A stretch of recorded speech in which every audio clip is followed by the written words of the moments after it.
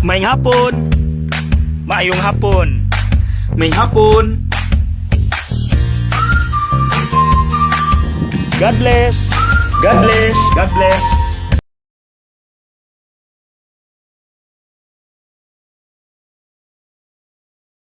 May hapon.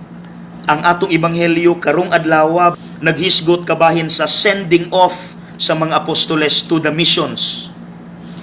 Go into the whole world and proclaim the gospel to every creature. Take note, whole world. Aniyat kung saan nila pag-apod sa tanang nasod, nga gamay raman silang gasugod. Fast forward, kung saan itabo karon, nalukop sa tibuok kalibutan ang tanang sumusunod ni Kristo, dili na maihap. See? Mga igsuon, bahalag ginagmay, bahalag nagsugod sa ginagmay. Basta butangilang yung kasing-kasing paningkamot, God will bless that. Ikalipay na niya ug iya nang padakon ug palapdan. Karong adlaw nagsaulog pud ta sa pagkausab ni San Pablo kanhi tigpatay og Kristiyano karon tigdani og tawo aron mahimong Kristiyano. Daghan kay siyag na dani aron mahimong sumusunod ni Kristo.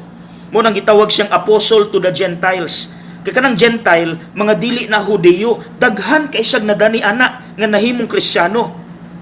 Mga igsuon, unsa may mga ginagmay nga pwede natong mahimo out of love?